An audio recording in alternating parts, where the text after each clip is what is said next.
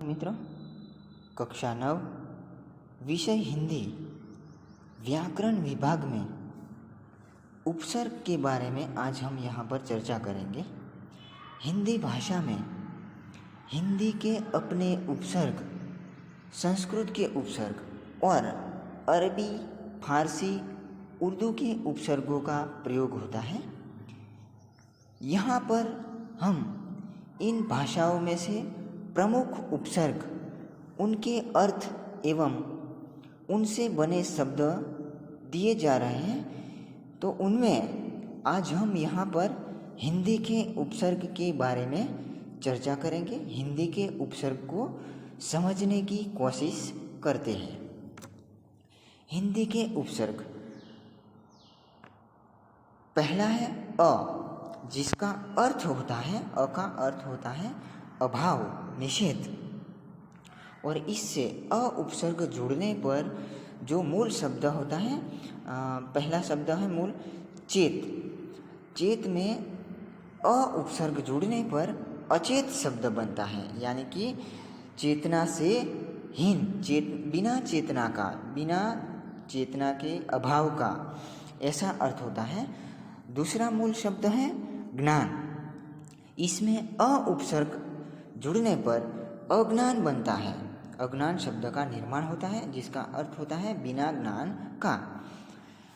दूसरा है अभाव। भाव मूल शब्द में अ उपसर्ग जुड़ने पर अभाव बनता है। उसी प्रकार मर मूल शब्द है, उस मूल शब्द में अ उपसर्ग जुड़ने पर अमर शब्द का निर्माण होता है। उसी प्रकार दूसरा उपसर्ग है अन, जिसका अर्थ होता है अभाव, निषेध। और इन अन उपसर्ग जुड़ने पर कैसे कैसे शब्द बन सकते हैं, तो इसे हम समझते हैं। अन उपसर्ग जुड़ने पर पढ़ मूल शब्द है, उस पढ़ शब्द में अन उपसर्ग जुड़ने पर अनपढ़। दूसरा मूल शब्द है मोल। मूल शब्द है, उस मूल शब्द में अन उपसर्ग जुड़ने पर अनमोल शब्द बनता है। उसी प्रकार जान मूल शब्द है, तो उस जान शब्द में अन उपसर्ग जुड़ने पर अनजान, ऐसा शब्द बनता है। उसी प्रकार तीसरा उपसर्ग है अध, जिसका अर्थ होता है आधा। अध उपसर्ग जुड़ने पर कैसे कैसे शब्दों का निर्माण होता है, तो उसे हम देखते हैं।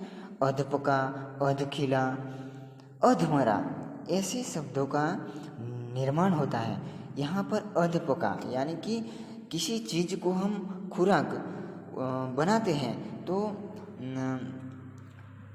जो खुराक बनती है, जब हम बनते बनते उसे चूल्हे से उतार लेते हैं, तो वो अधपका बनता है खुराक। तो उसे उस खुराक को अधपका ऐसा बोला जाता है। तो उसी अर्थ में इस अधपका शब्द का अर्थ निकलता है अधखिला, यानी कि जो पुष्प खिलता है, जो कली, जो सूर्य का प्रकाश पूरा मिलने से पूरा खिलने से पहले ही उसे हम तोड़ लेते हैं, तो उसे अधखिला कहा जाता है।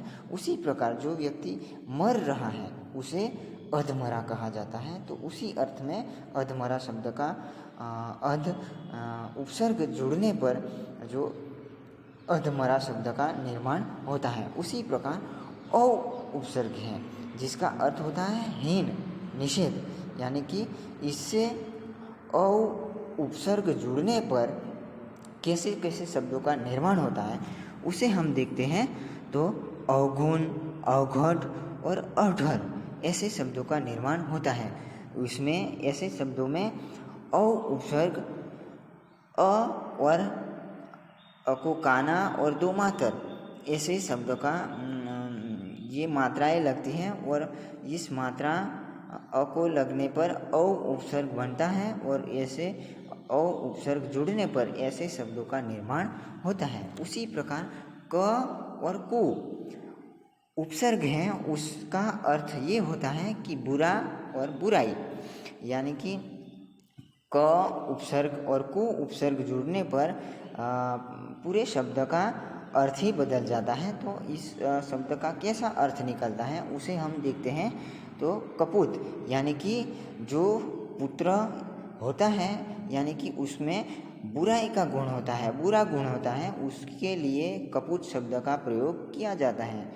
और कुचाल यानी कि जिसकी चाल चलगत अच्छी नहीं हो उसके लिए कुचाल शब्द का प्रयोग किया जाता है। कुपात्र यानी कि जो अच्छा व्यक्ति नहीं है उसके लिए, पात्र यानी कि व्यक्ति के लिए भी पात्र शब्द का प्रयोग किया जाता है। और कोई वासन, जब हम गुजराती भाषा में कहते हैं तो हम खाने के वासन और रसोई पकाने के वासन, उसके लिए भी पात्र शब्द का प्रयोग किया जाता है। लेकिन यहाँ पर कुपात्र, इस शब्द के अर्थ में कुपात्र यानी कि जो अच्छा चरित्र जिसका नहीं है, इसके लिए कुपात्र शब्द का प्रयोग किया जाता है। कुकर्म यानी कि जो व्यक्ति कर्म कर रहा है उसका कर्म बुरा है, खराब है, जो अच्छा कर्म नहीं कर रहा है, इसके लिए कुकर्म शब्द का प्रयोग किया जाता है। तो इस कु उपसर्ग जोड़ने पर कुकर्म शब्द का निर्माण होता है। और कुकर्म यानी कि बुरा कर्म, अच्छा कर्म नहीं है वो। दु आगे का उपसर्ग है दु। दु यानी कि कम, जिसका अर्थ होता है कम या बुरा। और इसके दु उपसर्ग जुड़ने पर कैसे कैसे शब्दों का निर्माण होता है उसे देखते हैं। तो बल शब्द में, बल शब्द मूल शब्द है, उस बल शब्द में दु उपसर्ग जुड़ने पर दुबला यानी कि जिसका बल पूरा नहीं है, इसके लिए दुबला शब्द का प्रयोग किया जाता है। दुष्चरित्र यानी कि जिसका चरित्र खराब है, अच्छा चरित्र नहीं है, इसके लिए, जिसका चरित्र बुरा है, इसके लिए दुष्चरित्र का शब्द का प्रयोग किया जाता है। और दुकाल यानी कि जो समय चल रहा है वो खराब है, बिना पानी का, बहुत गर्मी हो रही है, जिस समय में अच्छी फसल नहीं होती उसे दुकाल कहा जाता है। तो ऐसे समय को लिए दु उपसर्ग जुड़ने पर दुकाल शब्द बन जाता है। नेक्स्ट है नी। नी उपसर्ग का अर्थ होता है निषेध यानी कि अभाव, जो नहीं है हमारे पास, जिसका अभाव है, इसी अर्थ में नी उपसर्ग का प्रयोग होता है। निगु, निकम्मा, निहत्था, निहत्था यानी कि बिना हथियार का, जिसके हाथ में कोई भी हथियार नहीं है।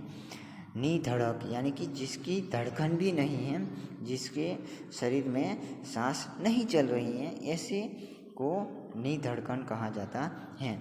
आगे का उपसर्ग है बिन, जिसका अर्थ होता है अभाव, निषेध।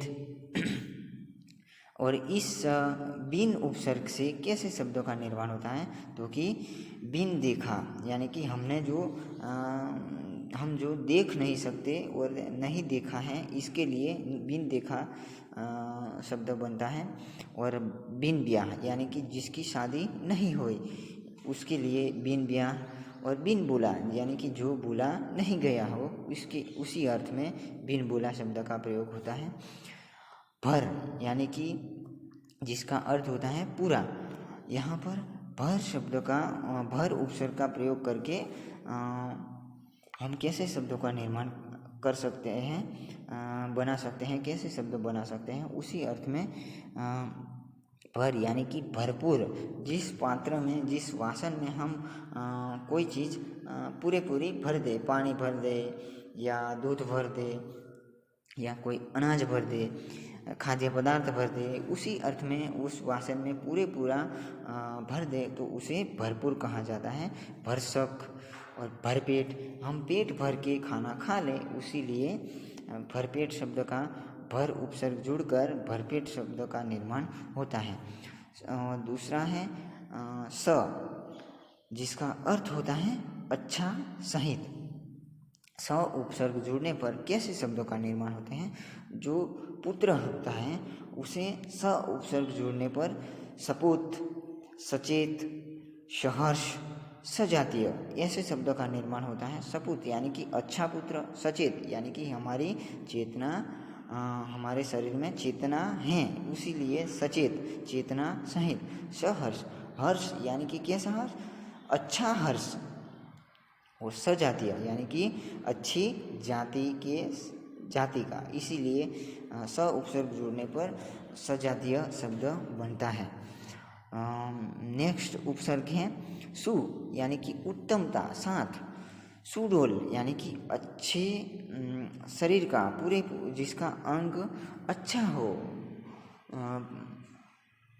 इसके लिए सुडोल शब्द का प्रयोग होता है। सुजान यानी कि जान के साथ। नेक्स्ट उपसर्ग है पर यानी कि पर उपसर्ग जोड़ने पर कैसे शब्दों का प्रयोग किया जाता है? तो उसी अर्थ में पर शब्द का अर्थ होता है अधिक, आगे। पर उपसर्ग जोड़ने पर परपोता, परदादा जैसे शब्दों का निर्माण होता है। परपोता यानी कि अपने पुत्र का पुत्र, जिसके लिए परपोता शब्द का प्रयोग किया जाता है। और पर उपसर्ग जुड़ने पर परपोता, पोता शब्द में पोता यानी कि अपने पुत्र का पुत्र, इसके लिए पोता शब्द कहा जाता है। लेकिन उस शब्द में जब हम उसके पूर्व, पोता शब्द के पूर्व यानी कि पोता शब्द के आगे पर उपसर्ग लगाने पर, पर उपसर्ग जोड़ने पर परपोता शब्द बन जाता है। यानी कि अपने पुत्र का पुत्र, जिसके लिए परपोता शब्द का प्रयोग किया जाता है। इसी प्रकार परदादा यानी कि अपने पिता का जो दादा होता है, उसके लिए परदादा शब्द का प्रयोग किया जाता है। तो दादा शब्द के पूर्व पहले हम पर शब्द लगा देते हैं, तो अपने पिता का दादा, इसके लिए हम परदादा शब्द का प्रयोग करते हैं। नेक्स्ट उपसर्ग है न यानी कि अभाव, नपुता, नपुती, ऐसे शब्दों का निर्माण होता है। तो विद्यार्थी मित्रों, आज हम यहाँ पर हिंदी भाषा के उपसर्ग के बारे में चर्चा की। आज इतना यहाँ पर पर्याप्त है, और नेक्स्ट वीडियो में हम संस्कृत भाषा के उपसर्ग के बारे में चर्चा करेंगे। अस्तु।